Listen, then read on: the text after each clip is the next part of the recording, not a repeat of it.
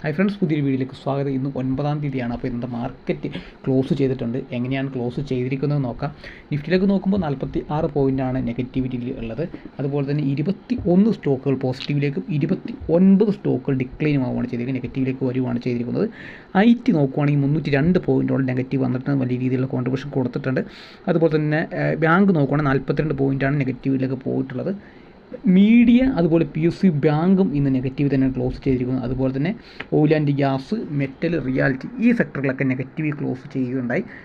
Top gainers ആയ സ്റ്റോക്കുകൾ നമ്മൾ നോക്കണം. ടാറ്റ, ശ്രീറാം ഫിനാൻസ്, അതുപോലെ Bajaj finance, HUL, UltraTech cement, call India ഈ സ്റ്റോക്കുകളൊക്കെ പോസിറ്റീവിലേക്ക് വന്നപ്പോൾ നെഗറ്റീവ് കോൺട്രിബ്യൂഷൻ കൊടുത്ത സ്റ്റോക്കുകൾ നോക്കണം. റിലയൻസ്, അതുപോലെ തന്നെ Tata steel, HCL technology, Hindalco, അതുപോലെ അപ്പോളോ ഹോസ്പിറ്റൽ, ടെക് മഹേന്ദ്ര ഈ സ്റ്റോക്കിലൊക്കെ നെഗറ്റീവിലേക്കാണ് വന്നിരിക്കുന്നത്. ഫാർമ സെക്ടറിലേക്ക് നോക്കുമ്പോൾ ഒരു ഫ്ലാറ്റായിട്ടുള്ള ക്ലോസിംഗ് ആണ് കാണാൻ സാധിക്കുന്നത്.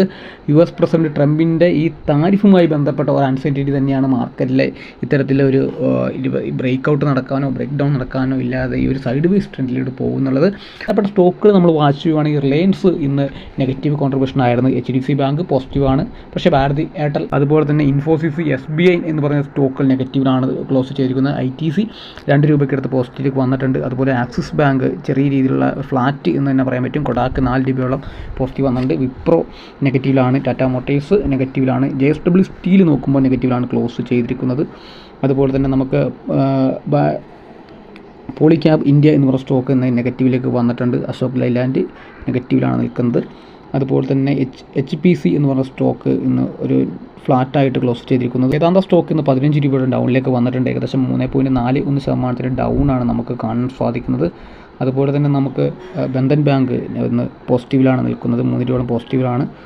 മറ്റ് സ്റ്റോക്കുകൾ നമ്മൾ നോക്കുവാണെങ്കിൽ ടോറൻറ്റ് പവർ ഇന്ന് ചെറിയ രീതിയിൽ പോസിറ്റിവിറ്റി കാണാൻ സാധിക്കുന്നുണ്ട്. അതുപോലെ മഹാനഗർ ഗ്യാസ് 23 രൂപയോളം നെഗറ്റീവിട്ട് പോയിട്ടുണ്ട്. ഇന്ദ്രപ്രധാസ് ഗ്യാസ് നെഗറ്റീവിലാണ് ക്ലോസ് ചെയ്തിരിക്കുന്നത്. അതുപോലെ തന്നെ അദാനിയുമായി ബന്ധപ്പെട്ട സ്റ്റോക്കുകൾ നമുക്ക് അദാനി പവർ പോസിറ്റീവാണ്. അതുപോലെ തന്നെ അദാനി ഗ്രീൻ സൊല്യൂഷൻ എന്ന് പറയുന്ന സ്റ്റോക്ക് പോസിറ്റീവിലാണ് ക്ലോസ് ചെയ്തിരിക്കുന്നത്. അതുപോലെ തന്നെ നമുക്ക് മറ്റ് സ്റ്റോക്കുകൾ നോക്കുകയാണെങ്കിൽ നാഷണൽ അലൂമിനിയം നെഗറ്റീവിലാണ്. അതുപോലെ KPI ടെക്നോളജി എന്ന് പറയുന്ന സ്റ്റോക്ക് 11 രൂപ നെഗറ്റീവിലേക്ക് പോയിട്ടുണ്ട്. നിഫ്റ്റിയുടെ ചാർട്ടാണ് നമ്മൾ എടുത്തിരിക്കുന്നത്. ചാർട്ടിലേക്ക് നോക്കുമ്പോൾ നെഗറ്റീവ് ഓപ്പണിംഗ് ആണ് നമുക്ക് കിട്ടിയത്. അതുപോലെ തന്നെ 25,473 എന്ന് പറയുന്ന ലെവലിലേക്ക് പോയിട്ട് തിരിച്ചവിടെ നിന്ന് നമ്മുടെ ഈ ട്രയാങ്കിളിനെ ബ്രേക്ക് ഔട്ട് ചെയ്ത് മുകളിലേക്ക് പോയി 25,550 എന്ന് പറയുന്ന ലെവലിലേക്ക് ബ്രേക്ക് ഔട്ട് ചെയ്ത് മുകളിലേക്ക് പോയിട്ടുണ്ടായി. ക്ലോസിംഗ് നോക്കുമ്പോൾ നമുക്ക് 25,500 താഴെയായിട്ട് 25,436 എന്ന് പറയുന്ന റേഞ്ചിൽ ടെസ്റ്റ് ചെയ്തിട്ട് അതിന് താഴെ ടെസ്റ്റ് ചെയ്തിട്ട് മുകളിലേക്കാണ് ക്ലോസ് ചെയ്തിരിക്കുന്നത്. പക്ഷേ 25,500 എന്ന് പറയുന്ന ലെവലിന് താഴെയായിട്ടാണ് മാർക്കറ്റ് ക്ലോസ് ചെയ്തിരിക്കുന്നത്.